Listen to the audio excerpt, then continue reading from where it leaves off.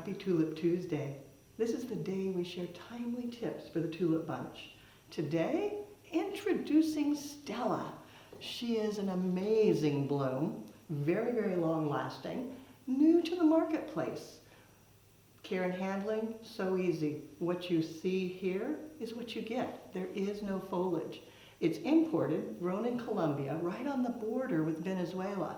It's very hard and spiky, and all you need to do, give it a cut, drop it in the water. Yes, it's that simple. It does like flower food, and it holds tint really well.